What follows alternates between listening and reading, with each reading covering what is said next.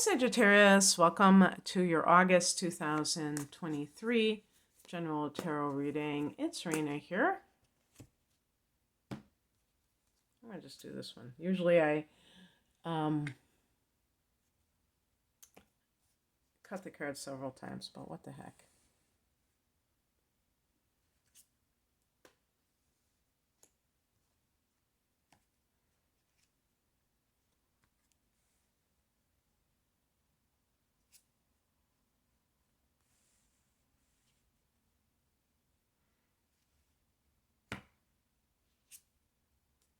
Wow, this is actually a very good reading. I'm very relieved being a Sag myself, you know. I remember when I used to watch tarot readings before I started doing them, and there would, I just subscribe to all these different people. And some of them would be like, sure enough, everything was always negative. And yeah, maybe they were drawing negative cards too, obviously, but still. Um, at the end of the day, it's how you view things, isn't it? You can put a negative spin on anything if you're in that state of consciousness. And I'm not. Sagittarius, we're Pollyannas, that's what people think, but we're, positive people. The heart of the matter is the Four of Pentacles. So I see this as a very good card, though, but you see that she's clutching onto that coin purse. The Pentacles connect to money, if you didn't know, and other material resources. So the four of Pentacles to me can be a good money card because it can show that there is financial security. There's something there in the person's life that's extra. It's not like they're just on edge and they don't have any kind of padding or anything like that. Sometimes it can be that the person is too immersed in the material. They're being materialistic. They're being, in some cases, being greedy. They want more than they need. They're just too attached to material resources. It can also indicate that somebody is really handling they're really managing their money well. But I think overall, because 4 is the number of foundations, that it can speak to somebody who has money to manage. Just that alone can indicate that. In the past position, you have the Hermit card here. This is a card of soul searching and really being in that contemplative mode. Sagittarius tend to be philosophical, but Sag is a fire sign. So it's not uncommon for Sagittarius to be very extroverted and social and things like that. I'm more like the Hermit myself. I'm just more, my sun is in the 8th house. And if you have your sun in the 12th house, or maybe even if you have your sun in the 4th house, you might be more of a homebody because you have that Cancer sub-influence.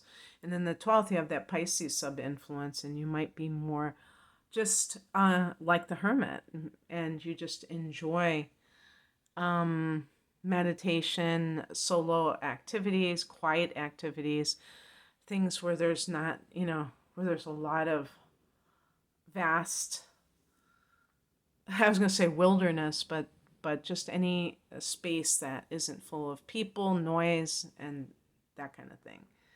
So for some reason, this is coming up for you.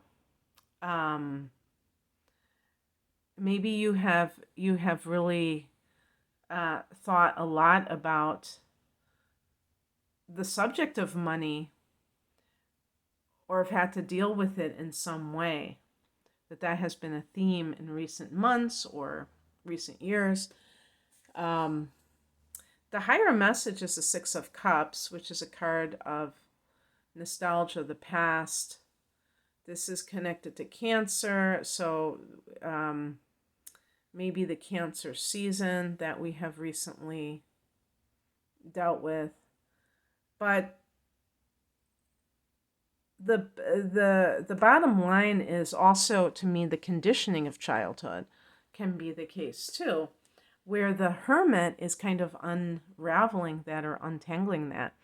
Also, the Six of Cups can be a situation that, like in terms of making money, for instance, if we look at the Four of Pentacles in the most practical way, this issue of making money, Six of Cups can be, what is the thing that you always had a passion for since childhood? Because the Six of Cups can be your childhood. And the reason that this is important is that sometimes we get sidetracked. And it might be that that is the key to unlocking your greatest money-making potential. And you kind of dismiss it, you keep dismissing it, it keeps coming back into your reality in one form or another, these little hints, and you keep dismissing it because the world dismisses it. Your family dismisses it, your friends dismiss it. Not necessarily with you personally, but just in general. We don't live in a society that is supportive of artistic pursuits. So it's actually miraculous when someone, goes out and does it. I just recently, I live in the Chicago area, and they're having a Van Gogh exhibit, but it's actually a bait and switch a little bit, because even though they show some Van Gogh, they show some of his contemporaries who were making a name for themselves and innovating the art world. And it never fails to inspire me. All the people in the various art forms who faced this disapproval from parents, and in some cases the parents stopped supporting them. And it wasn't, in those days it wasn't like, oh, okay, cool, I'll just go work at Starbucks or something like that, you know what I mean?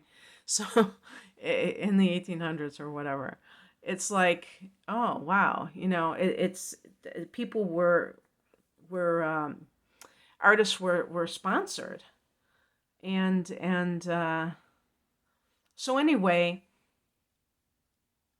facing opposition and doing what you love anyway, in spite of it, even like art critics, the outer world, the experts, the people who claim that they know what's good and what's not, sometimes you have to transcend those people too.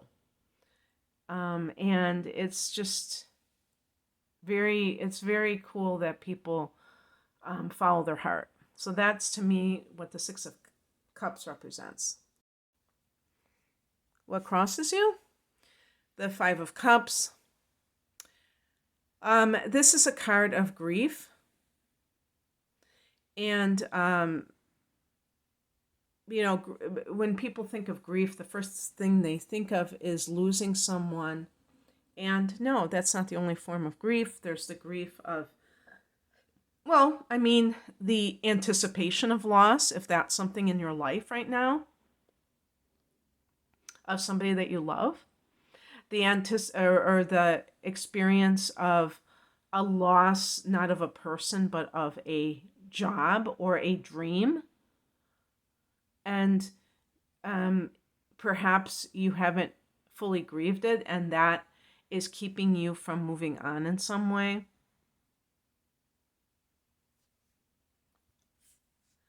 What is coming in is the Hangman. So this is a feeling of being in suspension. Let go and let God. Sometimes we need to hear this because we want to ensure an outcome, a favorable outcome. And so sometimes we do things very, you could almost say out of desperation, because we want it so much to be true that we're willing to do that. And the problem is that it can be imposing your will on the universe.